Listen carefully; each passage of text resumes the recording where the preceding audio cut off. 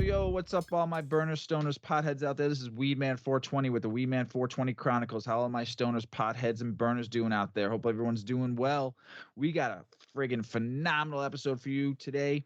First and foremost, though, I want to say we are at 20,000 downloads, and I want to thank all of you for listening all around the world in the 90-plus countries, the 2,200 cities. Thank you for listening and getting us to 20,000 episodes. I am friggin' stoked that you guys even like us. That is the most amazing thing ever that I read on Saturday morning when I woke up. Thank you for listening. We got a special episode for you real quick, but I want to say hello to Mrs. WeedMan. How you doing? I'm doing well. Hello, everybody. And we got a special guest, a friend of mine who's been helping me grow since I started about a year ago. He's been helping me out, giving me some tips and tricks, and sent me some great beans to start growing. And I like to introduce to the show Wes. What's up, Wes? Michigan Caregiver. How you doing, brother? Hey, how we doing, guys? Good to see you. Good to have you on the show. We're looking forward to this, and it's going to be a great one for all you home growers out there that want to learn. Before we smoke and talk about some cannabis, we're going to smoke today, but I just want to say one thing. This Tuesday is a big deal for all you states out there that are going to be voting for cannabis recreational legalization or medical legalization or decriminalization.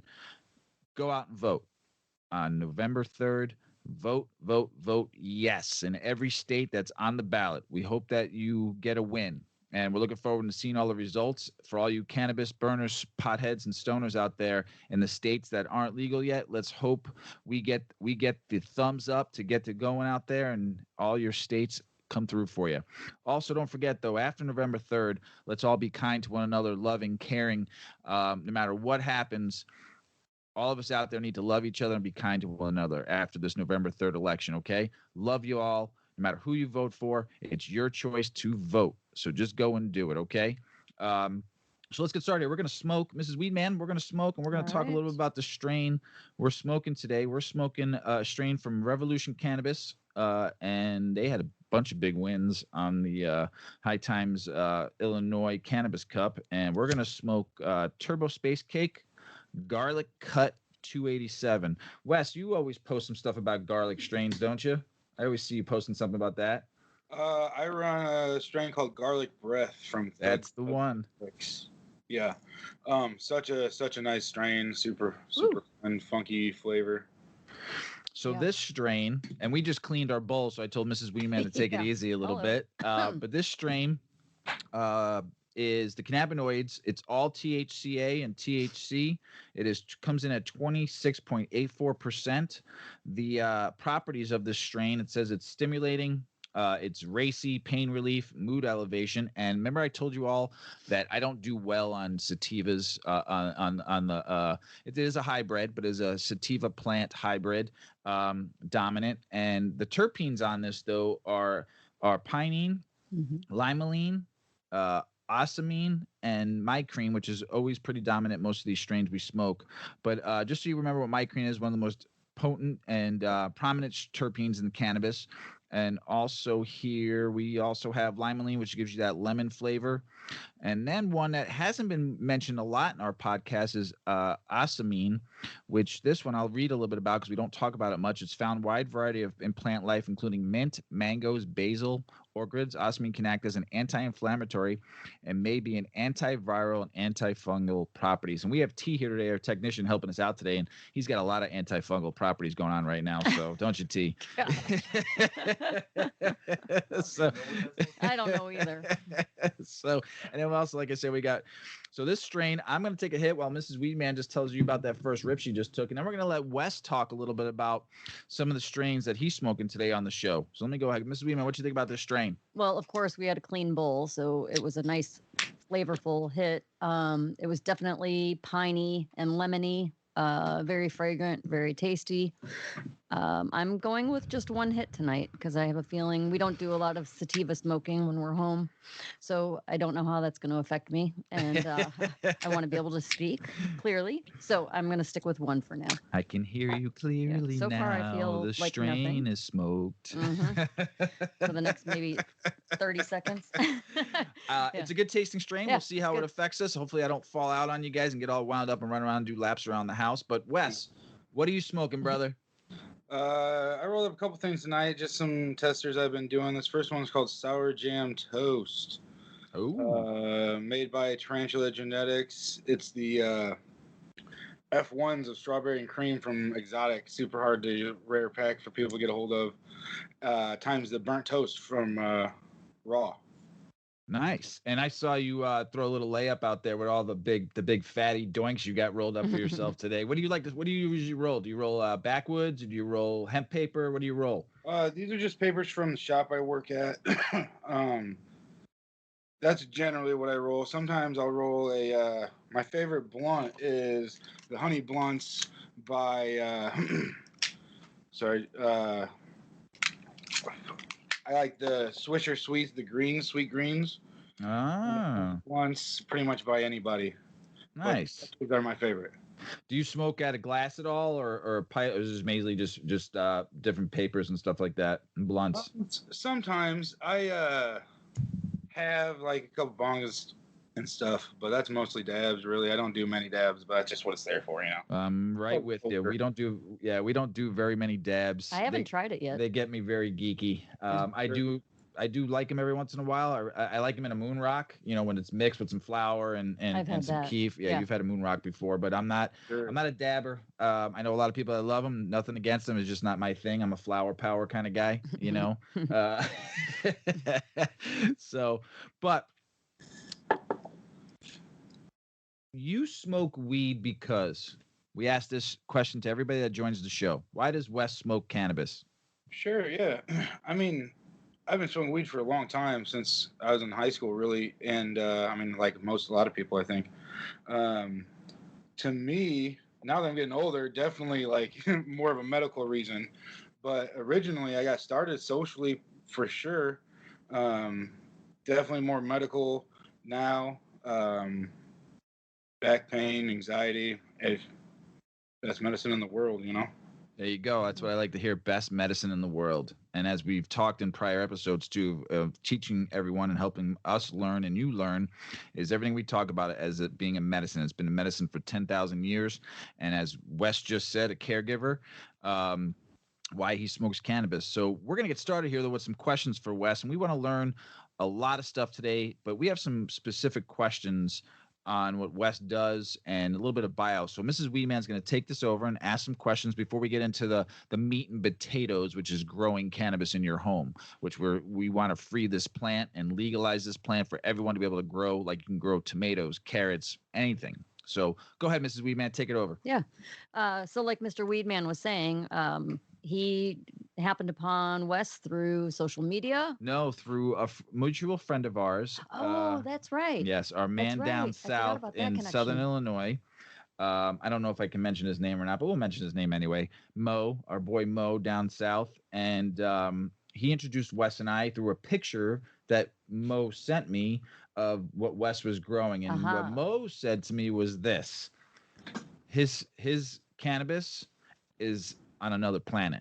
And then Mo goes, That's awesome. It'll put you on another planet. I said, well, hook me up with Wes. And then I think Mo texted you, and then we became friends on Instagram. Yeah. Right. I think it's been about a year now that you and I have been friends on Instagram. We've actually never truly met. We have plans to come visit you because we want to visit your shop and we want to visit your grow house and get to meet you and your lovely wife. And it's because COVID happened that we weren't able to make it up and do the show together, which I'm totally bummed about. Right. But Wes and I have become friends, and Mrs. WeedMan makes fun of me all the time because she sees me DMing you and stuff like that. And she goes, "Who are you DMing?" I said, "Wes." She goes, "You guys have never met and you've become like friends." I love it. Yeah, she thinks it's great. Well, the plants Yeah, the plants are like his new children since we're empty nesters now. He'll like disappear and it's like, where did he's back looking at the plants again. I'm like, you just looked at the plants like 30 minutes ago. They're behaving. Don't worry. So, and then he's texting Wes back and forth and yeah. Oh yeah, and So, now and then yeah. Wes and I finally exchanged phone numbers. We Right. exchanged emails Right. and become friends. And one day, hopefully, me, you, and Mo will get together and smoke big fat doinks together and have some fun. Sure. So Yeah. because I owe it all to Mo that got us together. So it's been a great relationship so far and a great friendship so far. Yeah. So Mrs. Weedman, take it over. Yeah. I said enough. So we're super excited that you're here, Wes. We've Hi. referred to you as a caregiver. We've referred to you as a grower, and we'll get into more of that. But we really appreciate that you're willing to share your experience and your knowledge with our listeners. So let's kick it off by talking about how you got started as a grower.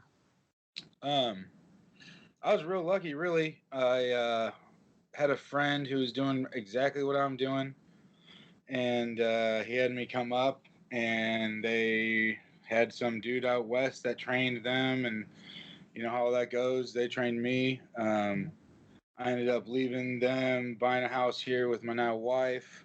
We've been here now for almost 5 years, a little over 4. Nice. And started that way. I just brought it all over here. Sweet. So it was kind of just over time, it evolved. You started learning how to grow, and then your knowledge got better and better, and you started growing more and more, right? Yeah, absolutely. And one thing that it was a really weird thing, but while I was there, it's kind of one of those things where you have your garden, but you can only learn so much from going into your garden. Mm-hmm. Not like a community, really.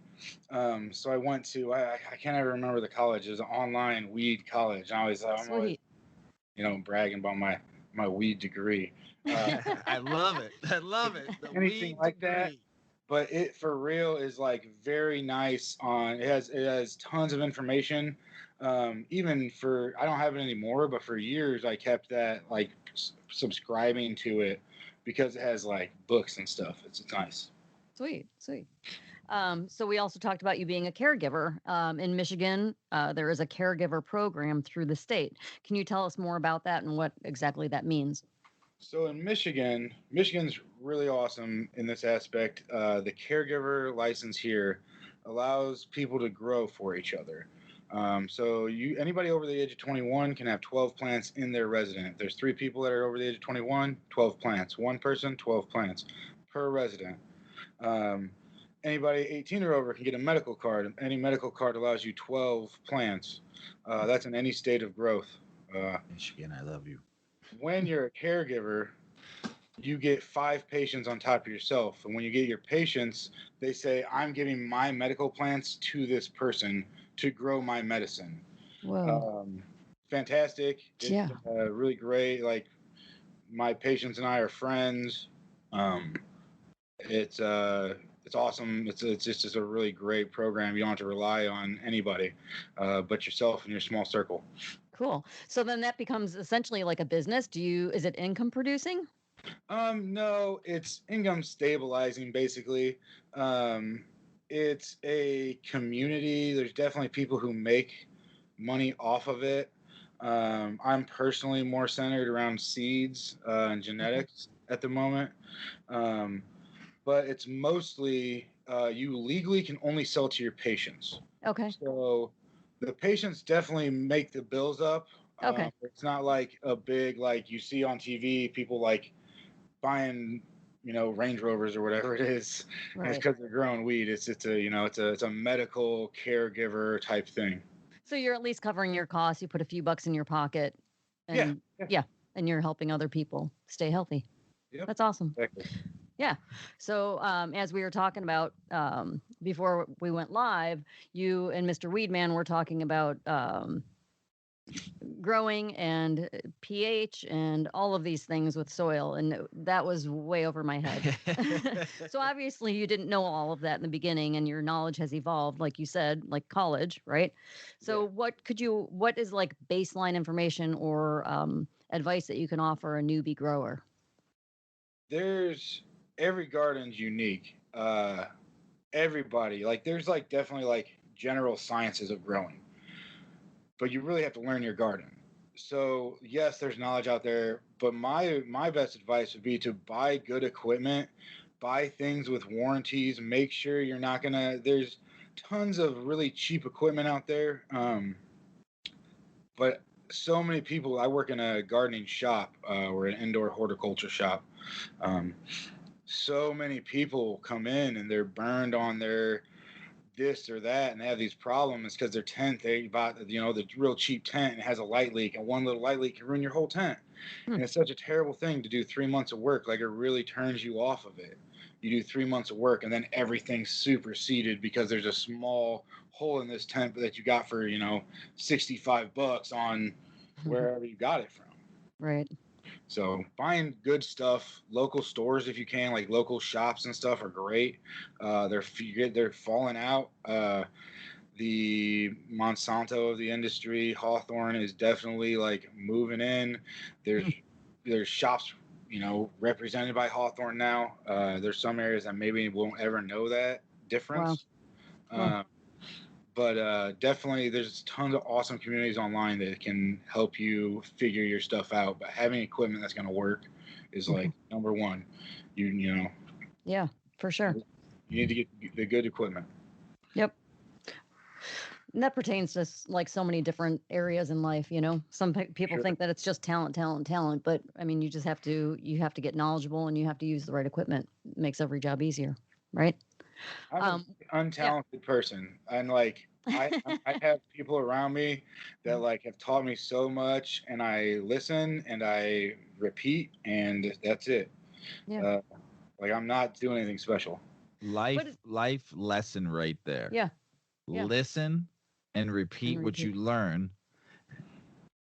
Critical right there. Surround yourself with people that are smarter than you and get taught by them, so then you could take it. Like I always do. I'm not that smart, but what I do is I learn, and in about 2 years, I say I said it. I'll give credit for the first 2 years, and then I'll just say I said it after 2 years. That's fair. Yeah, right. That's right, fair. Right. That's right. sativa kicked in. Yeah, I know. I'm gonna keep having these great ideas in my brain, but then it's not my time to talk. Well, we did get our inner hippies on today. We did a yoga class, and it was goat yoga. Yeah. So that was pretty cool. We had goats on our backs while we were doing yoga poses. I'll shoot you a pic. I'm not posting it because I wasn't in. You would be able to recognize my daytime identity instead of my nighttime identity. So, but I'll send you, Wes, a picture of the goat on my back because it was a total surprise, Mrs. WeedMan.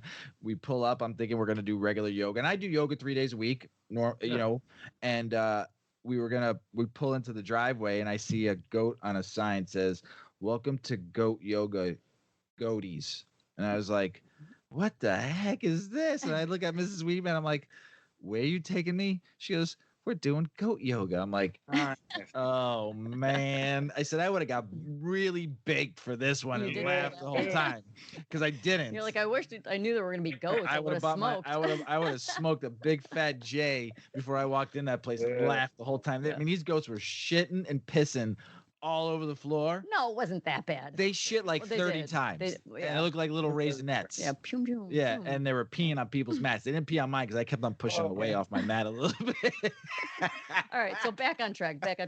So I brought up being like our inner hippie because I really believe that when you actually experience the growth cycle of any plant, it will just freaking blow your mind. Put a seed in the ground and watch outdoors and watch everything that happens when you tend to it.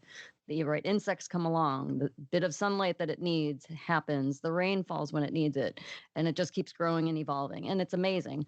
And with that said, it's been super cool, and I think that all the knowledge that you have in like a practical way is great to gain, but until you grow that plant, like it just makes sense of it all, right? It's been my zen during COVID, Wes, and you and I have talked about this. It's been my zen. Like this is like my mental stability, more so than yoga, more so than working out, and more so than eating healthy.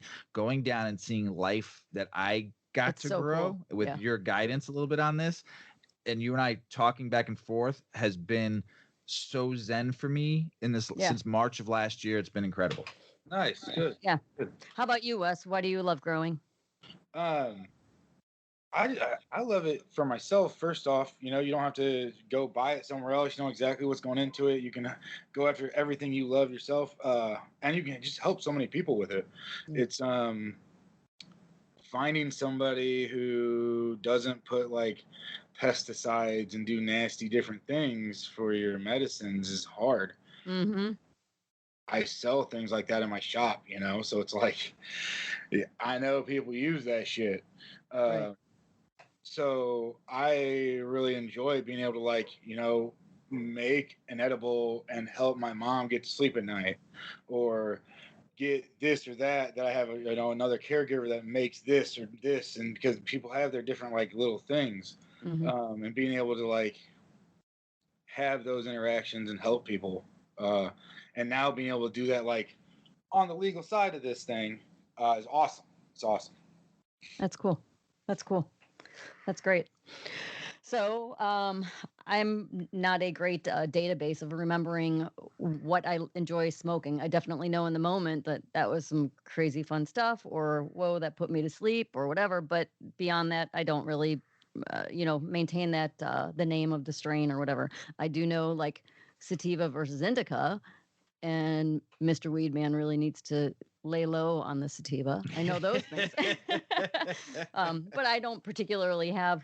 Oh, I do know that I like the Kush strains. Oh, The those Kush are strains my are like faves. really work for me. They really make my mind clear, my thoughts really clear, super creative, and mellow, body like super body mellow. So Wes, how about you? Do you have favorite strains?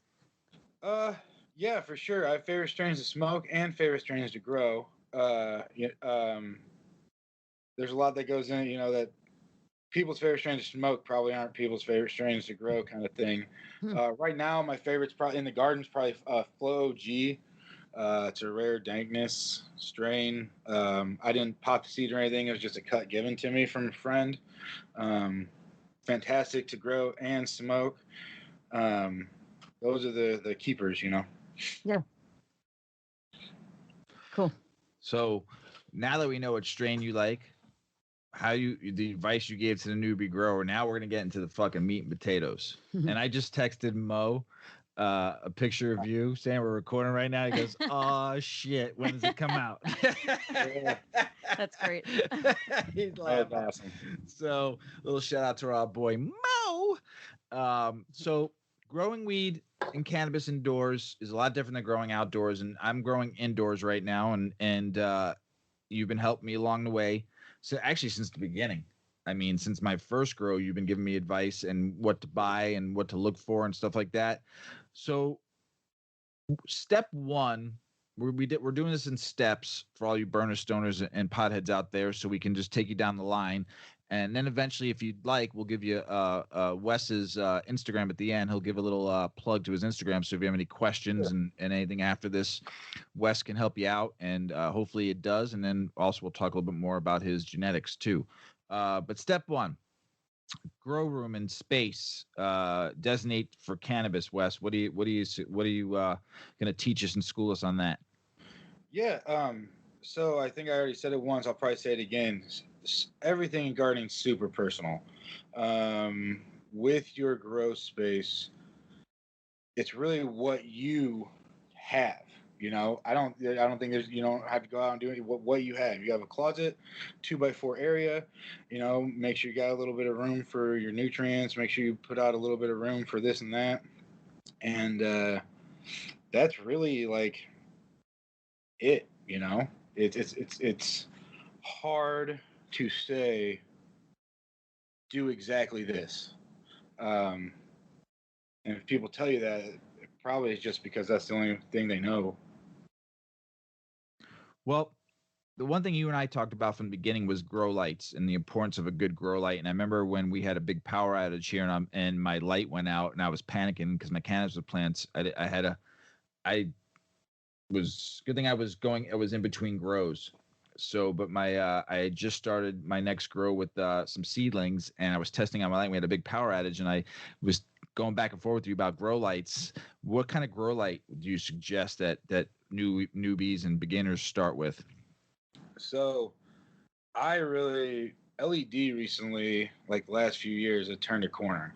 Uh, it's fantastic compared to anything else. Um, the problem is, like any new industry, there's a lot of companies out there that are really like leeching on these great other companies, basically. Um, so right now, I really like LED. The problem with LED is it is a investment. The good LEDs are very expensive. Um, you're talking $1,000 to $1,500 for most of them pre-built. Um, when you talk HPS, which is high pressure sodium, that's another option. With high pressure sodium, much less warranty, much more heat. If heat isn't a problem, where like with most people, if you're in a small tent or something, heat's certainly a problem. Another benefit of LED. Um, ceramics is another one. That can get a little confusing because some people call them CMHs, ceramic metal halides. Some people call them like light emitting LECs, light emitting ceramics. Both the exact same things. Um, Sweet because you don't have to change the bulbs. You can get like a 3100 Kelvin on the bulbs where you don't have to go from veg to flower like you would want to with HPS with the metal halides. Um, but the right now with LEDs, what you want to look for is not necessarily the company, but what equipment they use.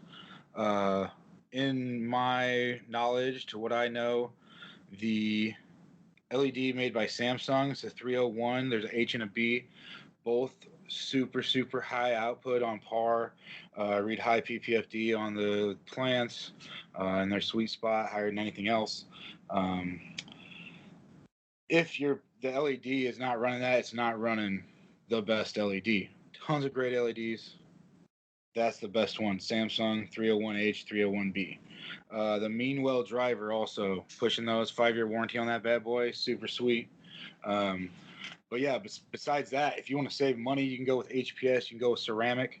But the LED is really like that's 5 years. If you get any like nice LED, at least 5 years. Carson LEDs, 10 years. You register with Carson 10 years. You don't have to pay for a bulb, a ballast, nothing. 10 years. Super nice. So the warranty is the key though when you're looking. Make sure it has a good solid warranty to replace or do anything that gets wrong with it. Then That's for sure my opinion because it's just such a terrible thing. Especially like there's a lot of great LEDs out there, but then you go and they're like, okay, well if it breaks, send it into us, we'll fix it and send it back to you. It's like, oh okay, like what does that do for me? That I don't have a light for however long it takes to fix this. Another reason why like a local shop is so huge. I just brought up Carson 10 years. We carry Next Lights, they're 5 years, but Next Light they just want to make people happy. We've had people come in and be like, I don't think this is as bright as it was before, and like you can't, the par is the same as our one that we have hanging. They give them a new one. They want them to be happy. So definitely like research the company a little bit. Next Light's really great. Carson's really great. Science LEDs are awesome. They have like apps you can change the light spectrum and stuff. Super sweet. All of them 5-year, 10-year warranties. So for a starter grower though on a light, I didn't buy an expensive light on my first one because like I said, this is a small little tent and I was really new and cost effective. I was trying to keep my grow under $1,000 on equipment, and I know learning and reading over the last year since I started, yes, when I get a new tent and I go bigger, I'll spend my money in a better way. But what is something that affordability wise around that, for LED, because most people can like the LED. I like the LED better than the other two you mentioned, reading up on my knowledge on those two. But what is a mid-range? Let's say $500, $350 to $500. Do you have any suggestions on that they could use? Because $1,000 for a light, or 1,500 or 800. I don't know if everybody has that kind of money, but somebody that can afford 250 to 500, what would be a suggested light for them? Do you have any recommendations? So all those companies make different wattages. that 1,000 to 1,500 is a 1,000 HPS replacement LED. I should have been more clear on that. So that's like if you have 1,000 watt HPS, this LED comes in and replaces that. That's kind of like a standard for a lot of the gardeners, or at least like compared, you know. Next Light makes a mini. I believe it's just shy of 300 watts, maybe just shy of 200. I can't remember exactly on that. Carson also makes a smaller 240 watt that fits into a 2x4 really nicely. The Science, they used to make, man, what they call it, the Dragon SL. And right when I found out about them, I was like, oh, these guys have an app. I can put my reds up and my blues down, and I have them turn on early and shut off a little late and put these different spectrums out. They stopped selling it, so I didn't buy it. I was like, you know, like, I don't know. They're like, we have 40 in the warehouse if you want one of those. It's like, I'll just get you guys other stuff. But almost every LED company is going to have a smaller. Gotcha. Yeah, because I got that 2x4 tent, and mine's not that big, but when it comes to the lighting. But thank you for that. Airflow. Fans, do they need to get CO2 or not? I know it's expensive, but what kind of fans would they need, and stuff like that, any kind of humidifiers, anything for the flow and stuff? Sure, yeah. So you definitely want airflow. Stagnant air is dead air. You don't want, that's how molds and nasty stuff builds. If your room is completely sealed, CO2 is almost necessary. Your plants eat it, they put out the oxygen. If you're rotating air, like most people would do in a small tent or something, unless they use LED and they don't have to, they don't have it getting too warm. But if you're rotating, like pulling air out of the grow area and you're giving it fresh air, the CO2 isn't necessary, but it will certainly help. Plants evolved, did a lot of their growing back in the day. There were 1,500 parts per million in the air of CO2. We're at like 300 to 400, I think, today. I'm not a scientist. I just repeat what other people said, like I said. But that's a big difference, So plants grow today, of course, but when you add that extra bit of CO2 and you can get those parts per million up to, I keep mine at, I make my buffer zone 1,100, so it goes to 250 above 1,100 and drops to 250 below 1,100, and then it just bounces between that. Definitely notice, if you have to feed them different almost, like they're eating more, like you notice it. Interesting. Fans, like I have two little small ones in my 2x4, my 2x2x4 tent. Bigger ones. Is there any suggestion on airflow for the fan? I mean, I have mine coming in different directions for the flow, but what do you suggest on that?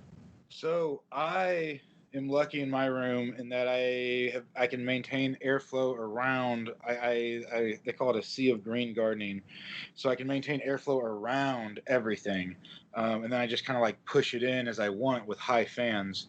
Okay. You definitely wanted to have not stagnant air. Now, you don't want the direct air. How should the fans hit the plant? Should they be directly above going down, or below coming up? That was one thing I had to learn right away. Sure. When you look at a lot of these gardens, the bigger ones especially, they have the fans up and they're pointing down. There's a lot of room between those fans. I have a 2x4. I breed in a 2x4 tent. I have two 6-inch fans.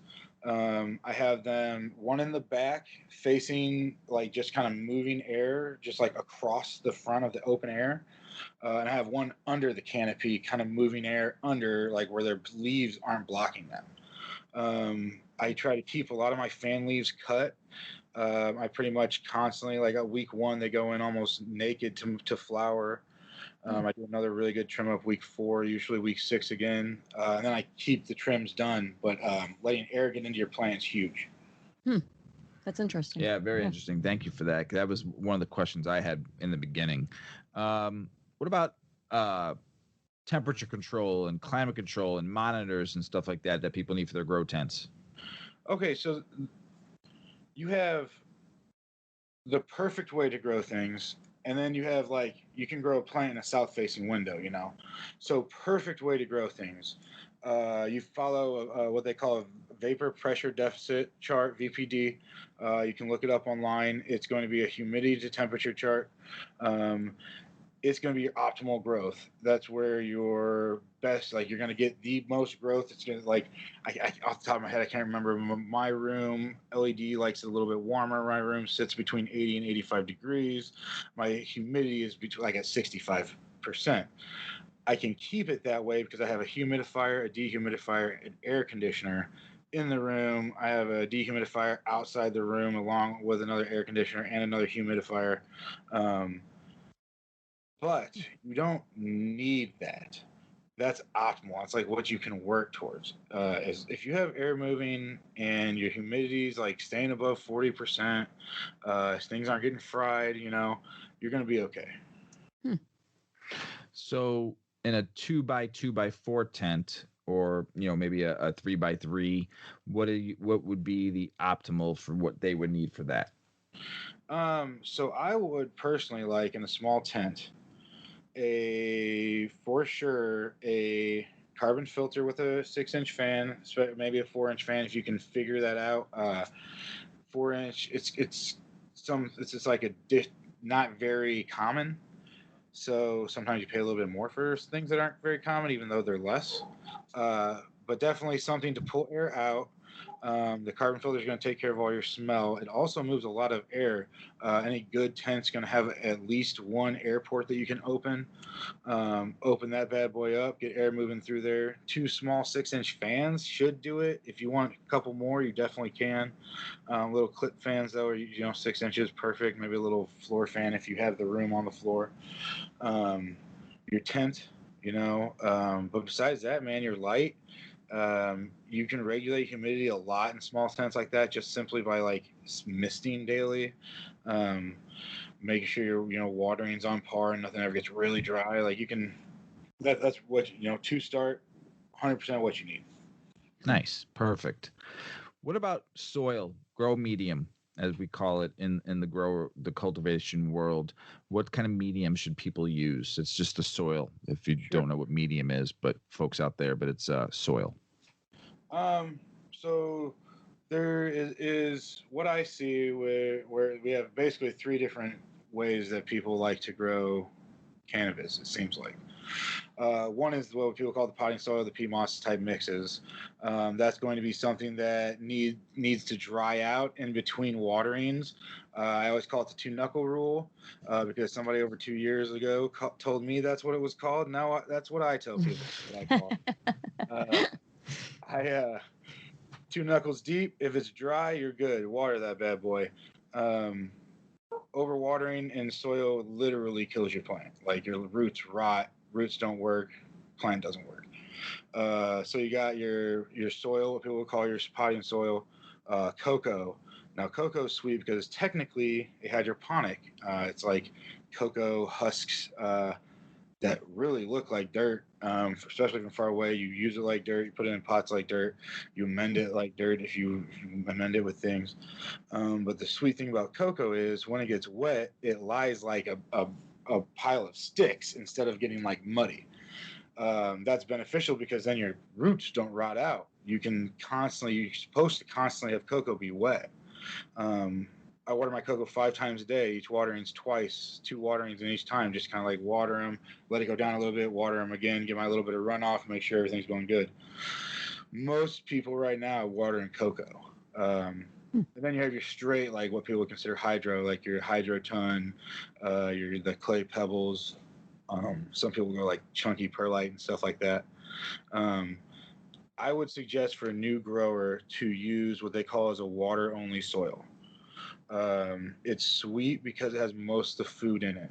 You can worry about what your plant likes to eat later after you dial in your garden on a run, get yourself a little bit of your own weed grown, see what you like, don't like, that kind of thing. Then you can maybe move in on your food. But water only soil is real nice. We suggested the soil. What kind of container and I know there's different stages of the grow. We're going to talk about a little bit later, and should they go up in containers as the grow goes along? But what kind of container, plastic or cloth or whatever, or clay? What do you prefer for the newbie grower to buy and use? So what I personally really like, and what I would definitely suggest, is start in plastic. So if you want to start in your solo cup, whatever, however you want to start it, get your plant nice and healthy. Get it into a 1 gallon plastic. I like to let my 1 gallon get slightly root bound. Makes it way easier to transplant. That's why I like plastic initially, because of the transplant. They make they call it cloth pots, but a lot of them are made out of plastic. But it looks like a cloth, feels like a cloth. The cloth pots are nice because then you don't have to worry about your plant getting root bound. So just another reason, maybe you personally for your garden like plastic all the way through. Um, but I would recommend that because it's just one thing you don't have to worry about the first time. You want to try it out later, cool. You at least don't have to worry about getting root bound your very first grow. And what is root bound for the beginner grower? Root bound is going to be when your roots grow too big for your pot. So like when you're in plastic, you grow down into your pot and your roots circle itself. Eventually, like almost all your dirt will be like up above the roots. It just doesn't have anywhere to grow. Your plants will die because of it if you just let them go. Cloth roots grow to the cloth, but the cloth itself air prunes the roots. I explain it like getting our dead ends cut off.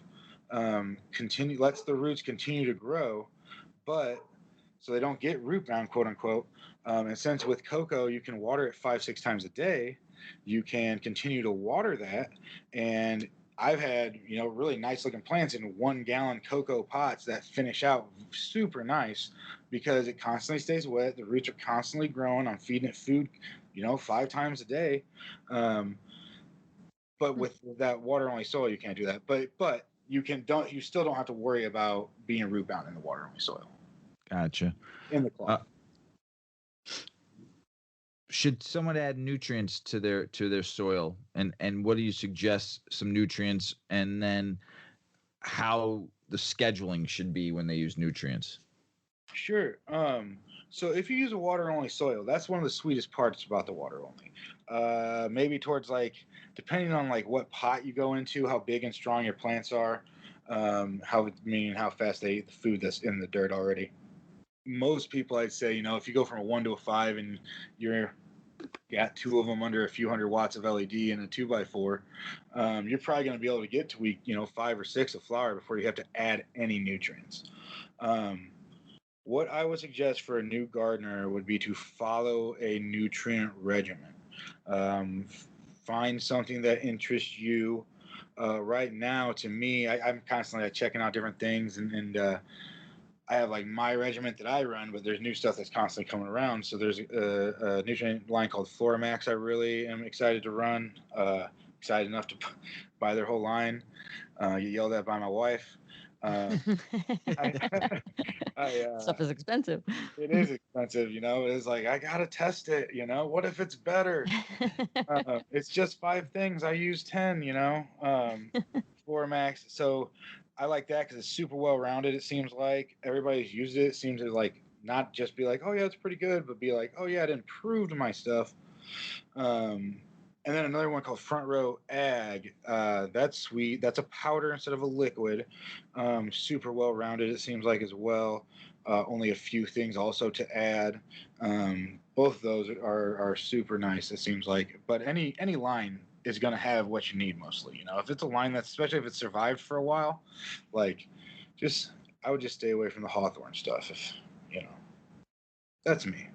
Gotcha. Now, watering your cannabis plants, I know you've talked about 2 knuckles deep when you see it dry. I don't think I asked you this before, and you've taught me this along the way. What's the proper pH that water should be? That's key, right? And we could probably explain why to that, but this is what I had to learn on my first grow the hard way. And Mrs. WeedMan knows the first grow for me. It was sad. I mean, the plant survived, but I learned about pH from you when I was sending you pictures going, what's going on? They were doing so well. And I had to learn the hard way. But all three of my plants survived on the first grow, but I didn't get the yield that I thought I was going to get. We thought we were going to get some big monsters, and we got some good yield.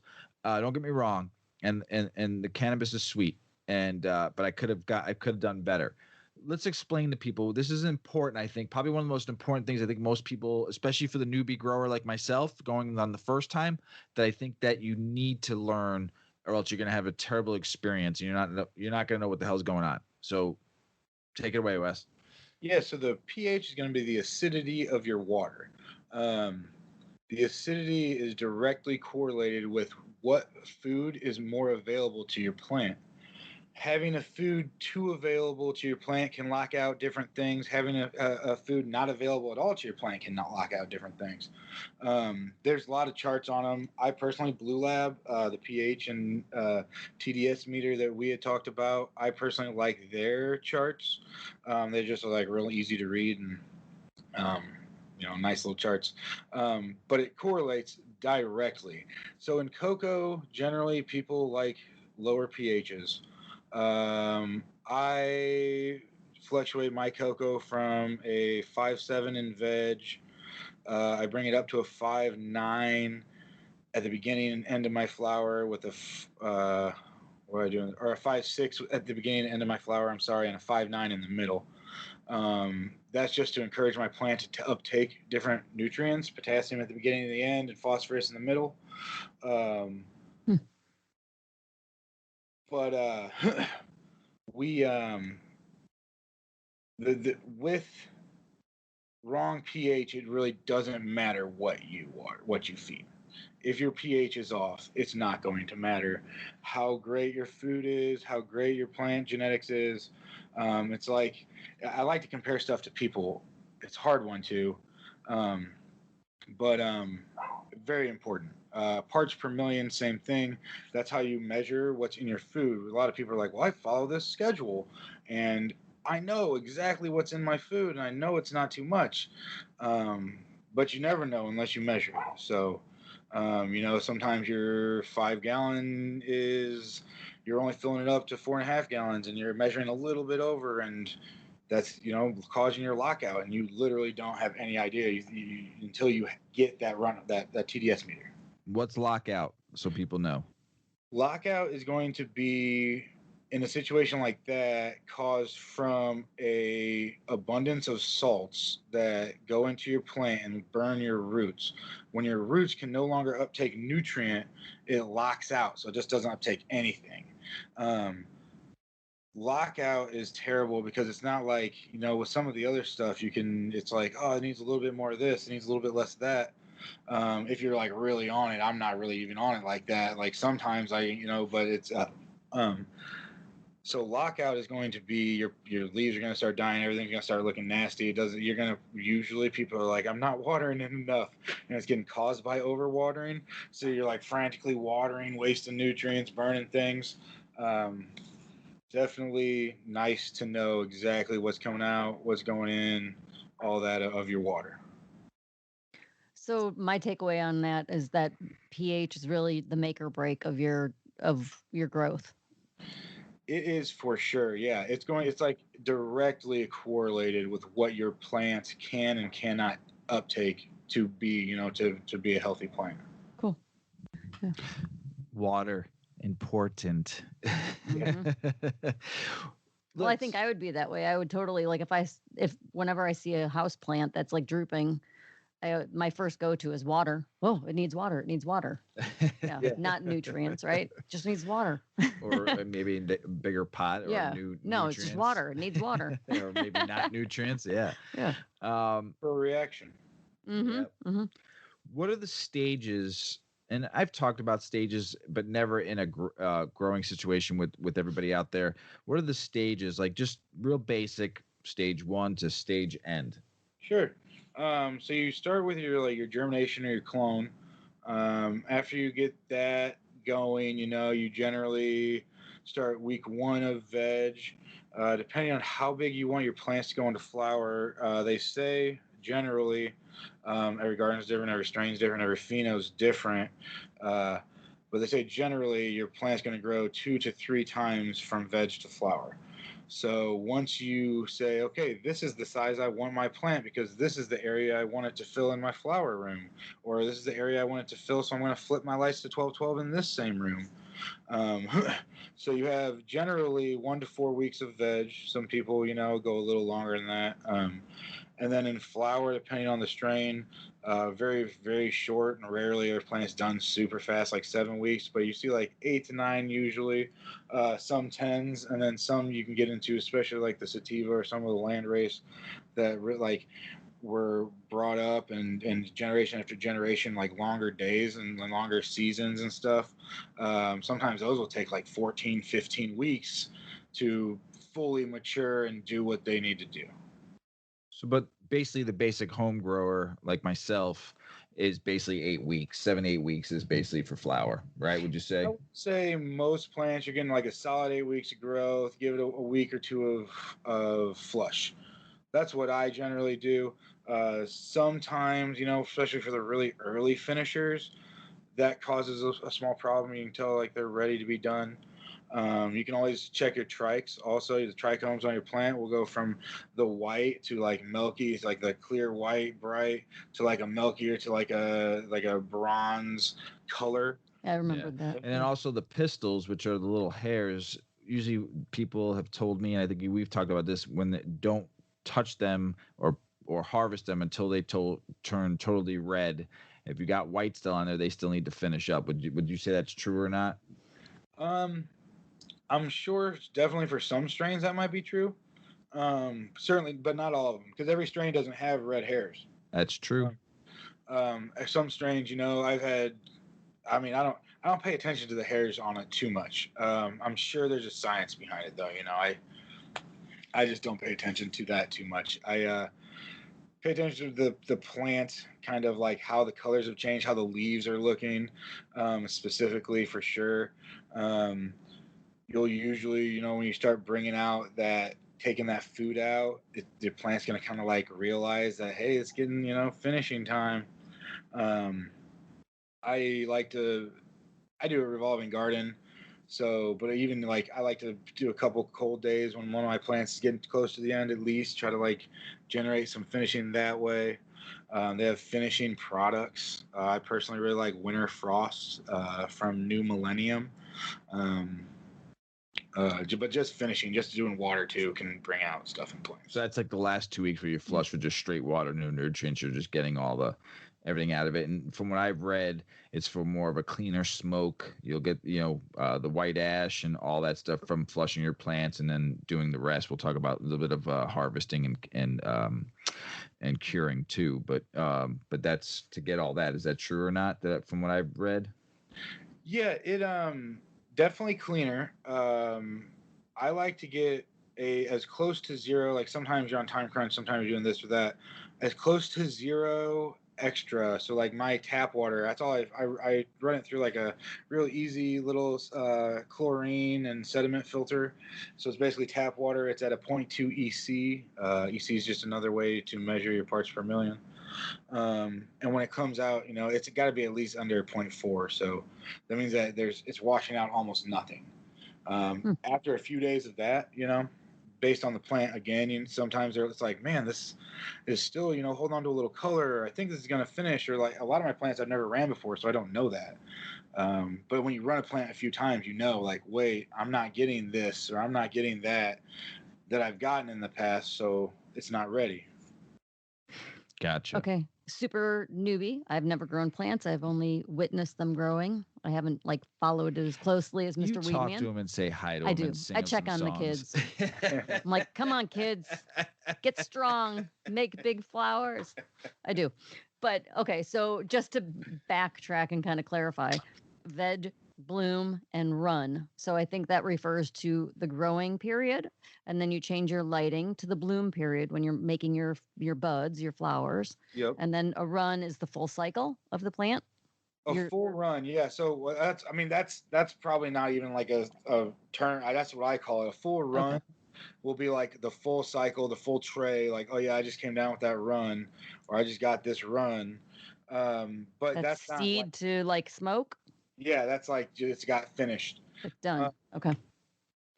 The veg, yes, 4 weeks. The flower generally 8-ish. You're talking. I like to cure for 2 weeks at about 60% humidity, small airflow. I believe my drying tents are 3x3x7. I got two 6-inch fans, just one going up and one going down on each opposite sides.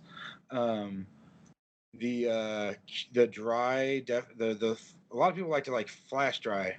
Terrible. At least 2 weeks on the dry. I like the cure afterwards even. I find around like week 3 or 4, or week 3 or 4, month 3 or 4, if you got a humidity pack in there, you got to stay in the right humidity, is when you maybe start to lose a little bit of flavor. But up until then, it just gets better and better.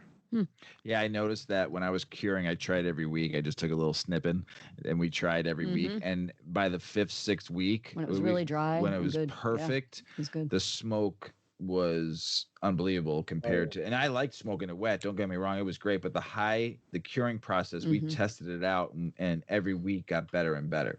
I do like the curing stage because you get the little samples, taste test here and there. Give it a little burp, and if it burp is, we just open up the jar for a little bit, give it a little swivel, smell, see how it's going, see how it's curing, and you'll notice the difference on that curing. It's important to cure. Just don't get all crazy once you harvest and think you can smoke it. It's about 120 days total to get a proper harvest and a proper run. From what I've experienced doing it myself.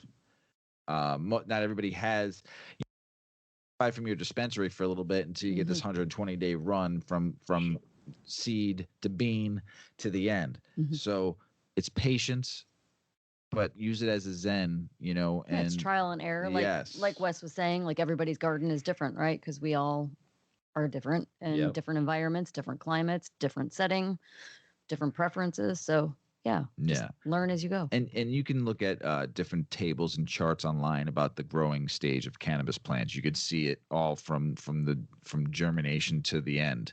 And there's plenty of YouTube channels and stuff you can watch. But also we'll talk about Wes, and you can always reach out to him also. But tips and tricks and for beginners, what do you suggest?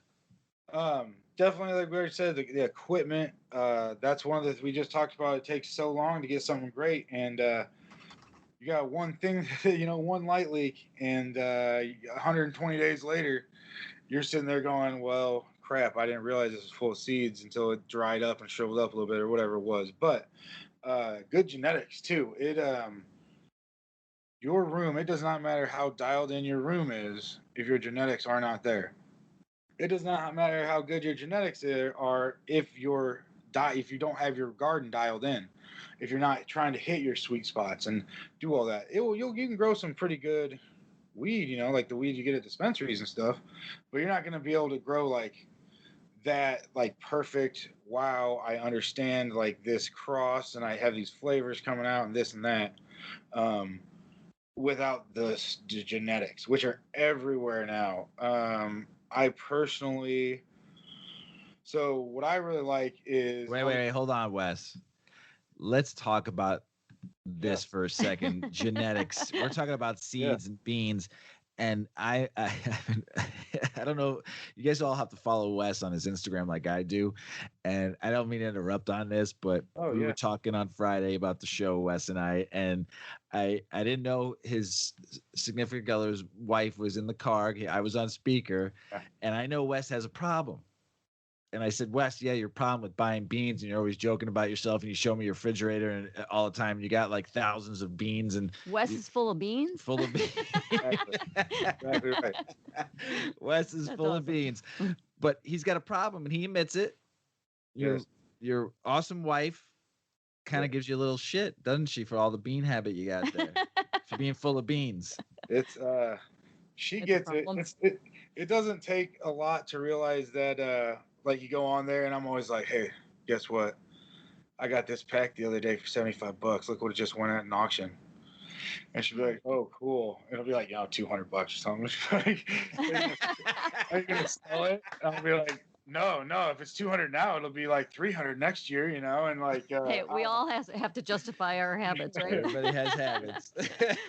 But it's definitely, and it's what's sweet. Instagram in particular, at least that's where I've found a lot of cool, really awesome people that have like the same, not only the same addiction, do the same thing, have been in it for longer, teach me everything I need to know. Um, Tons and tons of people on Instagram that are, you can holler at them on Instagram and be like, hey, what do you got? And they'll be like, oh yeah, here's my, Venmo, Cash App, whatever. And you get seeds, in a week. And That's can you give cool. them some reputable? That's the one thing I see all the time on some of the pages I follow for like some groups and stuff like that on growing and some of the channels. Some people get ripped off, Sure, sure. and I've seen it, and you feel bad. They spent $5 a seed or $7 a seed or $10 a seed. And Yeah. don't forget, $10 seed is not a lot of money when the yield you're going to get off that crop might yield you a couple ounces, which is 250 to 300 an ounce at a dispensary. So $10 is nothing for 3 plants, and how much you're going to save yourself in the long run. But can you get some reputable couple seed banks you run with, and so our listeners will know where to go? That's reputable. Yeah, sure. So the seed banks that I personally have ordered a lot of seeds from, Neptune Seed Bank is like when I started ordering from them. When I first started ordering seeds, it was all about man, I can't even remember. Is this European one like Archive Seed? No, not Archive Seed Bank. That's an awesome breeder. Attitude Seed Bank is what it was called over in Europe. And I hate so many people order from them, but you have to go through customs and stuff. So all these American seed banks, you're doing nothing is illegal about shipping seeds. Neptune Seed Bank, Oregon Elite Seeds is awesome. Slept On Seed Bank is new. They are don't even have a website yet, new kind of thing, but they are taking basically like the smaller breeders who are really like, so far everybody I've seen them have are like super passionate, super like niche, like this. I'm growing this, and I'm perfecting this, and I don't know. I really like Slept On for sure. Seeds Here Now is awesome. And Terpy Seeds has been really sweet and awesome, especially recently. Like the dude, especially seeds are go crazy. Sometimes people have these like drops, quote unquote, where they have a line and they sell out in like seconds. Because of that, a lot of people raise their prices and do all this and that with those strains they know that they're going to sell out on. Terpy does not do that. If you can get in on Terpy, you're paying what the market's supposed to pay. You're not getting upsold anything. Terpy Seeds. Wes gets really excited about seeds. You notice that? His high just went from real mellow to like out of space. You're so excited when you talk about seeds. I love it. She said it before. I really liked it. Like you can seed in the dirt, and it's like endless possibilities. One from one seed, or I guess from two, but even from one, from one seed you can make thousands.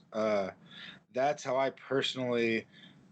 People are kind of crazy in the industry on like different cuts. Like, oh, this is the popular one now. This is the popular one now. I had to pay $1,000 for this cut.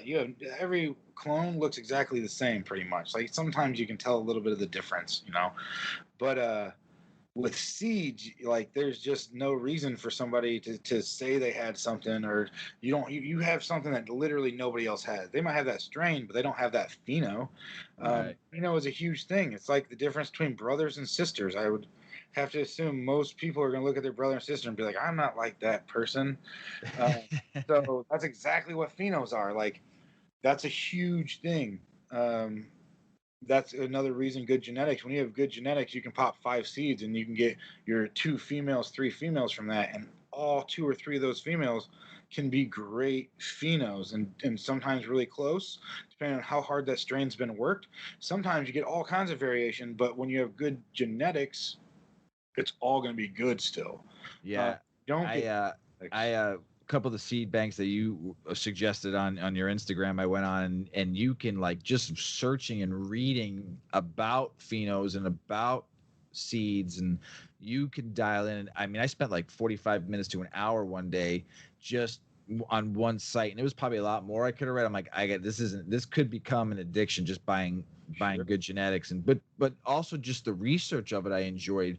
And then you read the reviews of what people said about that strain and about that bean and how they grew it, and you learn from them. I found myself really captivated by the sites that some of these guys have. Some of these, especially that you mentioned to me too on the email back and forth. That Tarantula Genetics. I went on their site. Their site's dope as hell. Dr. Evergreens. A lot of those people, I checked them out, and there's some great stuff. But the one thing I do have to say is your genetics that you sent me, that you have me testing for you, are absolutely phenomenal. The one plant that I grew in the first grow, Mrs. WeedMan and I have been smoking that, and it turned out fantastic. One of Dob Boy, who's been on the show, he said it got rid of his migraine, and it was the only strain to actually truly work. Good. Which was dope as hell. So that's really good to know. And you're coming up with some genetics on your own right now. Do you want to you have time to talk about that a little bit? Yeah, sure. So I so genetics to me is just kind of a hobby at the moment. I am working on it's funny to see how things change. There's a lot of like washing, making like the hash and stuff, and it's changed how people breed and what people breed. So a lot of the stuff now is like really flavorful runts and Skittles and a lot of that, besides GMO, which is a super popular plant, but a lot of that funk is kind of to the side. So I popped a few different strains, eight different strains to cross with. I have that garlic breath we were talking about before. I have a brandy breath, one of my favorite plants from Dungeon Vault Genetics, brandy wine. Garlic breath from Thug Pug, both fantastic breeders. Thug Pug's retiring now. Super hard to get hold of his gear if you can. Oh, good job. Good, you're gonna love it. Dungeon Vault's just always got fire stuff. But I'm gonna cross a male from them. I'm hunting a male from them. So it's everything is chem, skunk, cheese, which are the same lineage, which is like that really like nasty, putrid. It doesn't even like when you describe it, it doesn't sound good. You know, smells like, oh yeah, that kind of smells like a rotten dumpster, and people are like, what? That's what I want. You know. So hopefully, I'm throwing it there. Like, there's like a lime cross in there. I got a real strong banana going in there, like some rotten fruits. You know, just make some people happy with the fruit. But so many people are doing such awesome work out there. Like just such sweet. That's all. Like I can't even be like, oh, I'm crossing these. This is mine because it's just like two other people's awesome genetics. Where I'm like, well, maybe these guys want to make a baby. But the Straight A Genetics and Casual Cultivator do this Saturday night auction where literally they do you pick a number 1 through 1,000. They play Price is Right rules. Whoever's closest to that number gets whatever that auction is. I saw one go to like 12 packs, like packs of seeds. They give them to people because they just try to spread the love. Awesome dudes. And then they do an auction in between. Same dudes who run that Slept On Seed Bank I was saying I was really liking. They just run some badass breeders, cheaper than a lot of the other really well-known breeders. Some of those packs, especially for like the limited drops, you're talking $250 off the pot. That's, for 10 seeds, that's hard. Yeah. Well, for a professional caregiver like yourself, you want that kind of stuff, those kind of seeds for your genetics to give to your patients. For the home grower, you don't have to spend that kind of money. I spent, $5 a seed. You also may be able to find some people that breed their own seeds. I've seen some really cool people that will give beginner grower seeds because they're testing out their genetics, which is kind of cool. You might be able to find that stuff. Make sure they're feminized. Always make sure you get feminized seeds. Make sure they're girls. Right, Wes? Well, I personally like hunting the males too. For you. But for the home grower that's just going to be growing first time, not learning about matching them up, sexing them up, and getting them all some babies, but just feminized seeds is what they need to buy. If you're not planning on running a mom and like keeping generations of a genetic and you just like your very first pop, I would definitely recommend feminized. If you want to keep a mom around for a while, like generation after generation, when she gets too big, you make a little clone of her. Every step you get away from natural, this is my opinion, of course, like everybody's different. is going to be a step where like you can introduce problems in the genetics as like getting the hermaphrodation at the end, where like it has female flowers and all of a sudden it grows male flowers out of it, or just weird growth in general. But really, the hermaphrodation on them is what you really don't want to run into. But yeah, I like fem seeds, especially S1 fem seeds. That's selfed. I don't know. I just like those ones a lot, especially from a good breeder. That means that they're pretty much giving you a copy of that plant. Like the only genetics that it's messing with are really like its own. So you might get a harder variation of one of the parents, but They're giving you the cream of the crop. I right like there. them. Yeah. They're hard to find. People really, I don't know. Another question I didn't talk to you about earlier was auto plants. How's your feeling on auto plants? Because I see a lot of people talking about auto plants nowadays because you can get a 60-day plant cycle on that, and a lot of people like that because they don't have to change their light cycle. Sure. I'm not. I don't think I'll ever use autos. I like it from start to finish. I think you get a better plant. I've seen a lot of pictures of people posting about autos, and they do get some nice yields. Sure. I like the whole thing, the whole enchilada. What's your feeling on autos? So I've never personally dealt with them too much. I haven't heard a lot of great things about them, but I have seen a couple awesome breeders be like, wow, I've always hated on autos, but this auto is awesome because I get 2 yields a summer. And they looked really nice, you know? So to me, I would imagine that it's probably almost like everything else where you like the genetics really, really matter. And if that's what you need or that's what's best in your garden, you know, you can put an auto in a plant in a south facing window. I want to try that. You don't have to worry about nothing. You just let them go, and then Just let it go. Yeah, you just get some weed at the end of the season. Hmm. Probably not very much, but you know, everybody's little garden's gonna be a little bit different. You have a balcony, you know, throw yourself an auto out there, and it's definitely gonna do what you need it to do. If it's in a balcony, you know, you're gonna go through the seasons anyway. But you need a specific kind of seed to do that. Yeah, they're called auto flowers. I wish I had a reputable auto flower person. I don't. One breeder that I really like and admire his company's Dungeon Vault Genetics. He's one of the last ones that I remember saying he said something about having auto flowers and how much he liked them. And he's a pretty good dude. He usually responds on Instagram, so he might know something. Cool. Yeah, it's up to you with the auto flowers. I've seen a lot of people use autos. They like them because they're quick, especially for the new grower. That's going to be totally up to you. You got any final things for us, Wes? I mean, this has been great, man. What else? You got anything else? Any tips, tricks? No, you know, with everybody's garden, there's definitely, you know, you always want to listen and ask questions and learn from other people, but you got to make sure you remember that your garden's different from anybody else's garden. If something turns out better in your garden and somebody else is telling you you're wrong, somebody else telling you got to do it this way or that way, just do it how you do it.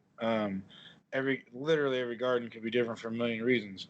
But just have fun with it, you know, do how you need to do it and have fun. Without fun, you don't have the passion. Without passion, you don't, you know, marijuana is like, up until recently, is solely a passion thing. Recently, you know, when you have these bigger corporations and stuff kind of take that passion out of it and put it on the paycheck. That's why they can't grow good weed. That's just how it is. They have the best equipment. They have, you know, they pay the money for the genetics. But I'm not very equipped with the a little music going on. I'm not very equipped with dispensary stuff, but what I have seen and had from there was just not like, it was very expensive and not like what I was used to. Headaches, sour tastes. Like, I'm not saying there's anything like nasty in it, but I don't know what the difference is, honestly. Like, but it was I know the difference. Passion, and it's and wait, one last thing. It is. You know where it's coming from, and it's fresh. Mm-hmm. There, sure, that too. That's a huge thing. Quality control, like you said, like you've been teaching me about quality control. Yeah, it's a huge thing. There's a big difference between throwing a auto flower in a south facing window and having a humidifier, dehumidifier, AC, LED, proper airflow, and beautiful genetics. They'll get completely different outcomes. And I will say, like, it's going to be a penny, right, to get your setup going. And your first batch, like ours, was a struggle and wasn't as good as it could have been, but it was definitely We got almost it was 3 ounces. right. It off was the a 3 good learning. plants. It was a good Yeah. learning experience. Good learning experience. And I think that if you get to that point though, and you're like, oh fuck it, I'm just going to go to the dispensary. It's just easy. Don't give up on it. Like, just even if you pack it away for a few months, whatever. Don't fully put it away. Don't toss the hat in and call it quits. Try it again. Frustration is good because you're doing something. Something. Yeah. Try it. Don't quit. Keep on going. It's just the fun of it. You might get screwed up. You might only get an ounce of it. But here, let me explain the savings that I've gotten. And we're in times of where unemployment is high right now, and buying a $70, $80 eighth in some dispensaries right now is expensive for most people. But we're talking about in states that it's legal to grow. Right. Find out what your rules are, how you're allowed to grow, how many plants you're allowed to grow. 100%. And just here's the savings. I'm going to give you the savings on just me, since I got my medical card in 2018 and bought weed for a whole year for my dispensary. Average, let's just say $250 a month. Let's just say that's what I was spending. Okay. I bought my first round of equipment under $1,000. Now, like I said, I didn't buy the top of the line LED. I wanted to see if I can do it on a savings, and I bought decent equipment. Okay, it wasn't the best, and Wes had suggested a bunch of stuff, but my budget was I wanted to spend under $1,000, and I did. I spent $954 on all my equipment. But listen to the savings. Take 12 months times $250, and that's what I spent on cannabis for a year for myself. It's a lot of money. Okay, $1,000, less than $1,000 on equipment. My first yield got me 3 ounces. That's totally dry. Street value, or actually, let's just say dispensary value. Let's say dispensary is $300 to $350 an ounce at a dispensary here in Illinois. That's a lot of money.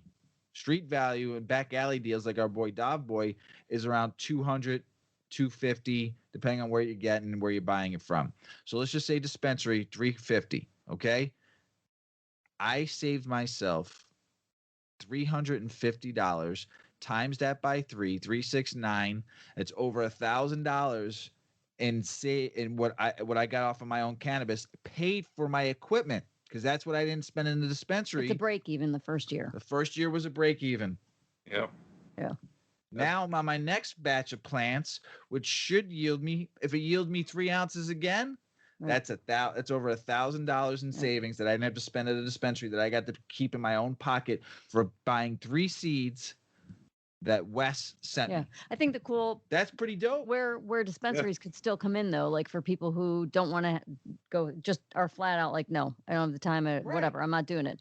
There's going to be a purpose, right, for the dispensary, 100%. But also for the person who likes to grow, but you can only grow X amount of plants at a time. You don't want all these genetics mixing and matching, right? So it limits how many different strains you could try. So the dispensary is still fun to go like dabble in something different. We buy edibles and pick gummies. up edibles. Yeah, we still like going. I still love going to my dispensary. I just don't go as much. Right. I'm only spending now $75 a month. Yeah.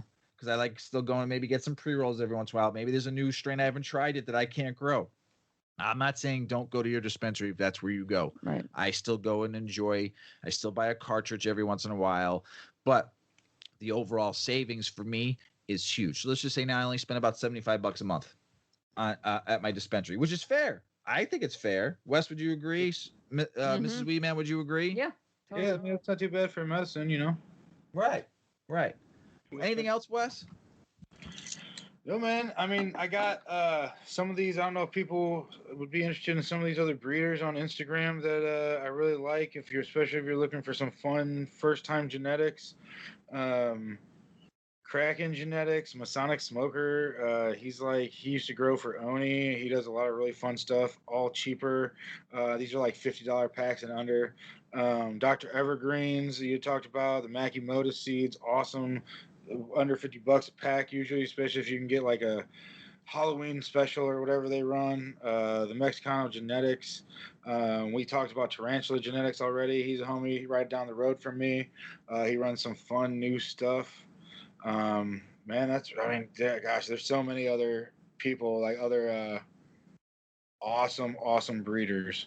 But those dudes are like starting out, not even starting out, not getting, $50, maybe a little bit more for some of their like rarer packs. You don't have to spend $200-$300 for a pack that you don't know about.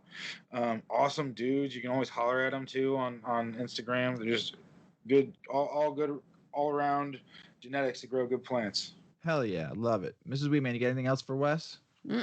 Wes, give us your plug on Instagram, buddy, so people can reach out to you and ask questions, or maybe when you start having your own seed packs and your own genetics for sale, people can reach out to you. What's your handle? Yeah, so I'm Earl217, EARL 217. I have seeds now. I just don't consider them mine. Like I said, so I should have some seeds if anybody needs any. I send mine out for shipping usually, which at least the last packs that I've ran, that I did like full tents. So give me a shout if you have any questions. All those dudes I named off are all badasses. Any questions, they're good dudes. So Thanks, Wes. We appreciate you. We appreciate you being on the show and taking time out to teach our listeners and our burners, stoners, and potheads. And like Wes said, if you have any questions, you need any help growing, go to Earl 217 on his Insta, and he's been real good help to me. And Mrs. Weedman, you got anything else to say? No, I'm just really thankful. Thank you, Wes, for teaching us everything and sharing what you know. Hey, I hope I didn't ramble on too much. I get a little excited and get all stoned and sidetracked, No, that's good. That's what we love. We love do it. the same. We love it. And we'd like to thank T for joining the show today. Thanks, T. Thanks, T. T, our technician. We appreciate you, brother. Hey, everybody out there, don't forget to vote. We hope these states win. I'm super excited. I want to thank you all for listening. Thank you for getting us to this where we're at today. This was a gift from Mr. and Mrs. Weedman on learning how to grow. Questions, reach out. Comments, reach out to us. You can talk to us on our Insta at WeedMan420 Chronicles, on Twitter at WeedMan420 Pod, and then shoot us an email, WeedMan420Chronicles@gmail.com. And Mrs. Weedman, man, sharing is caring, right? Like you always say. Right. Find your passion. Yep. As Paulie always says, smoke smart, puff puffing away. Puff, puff, pass.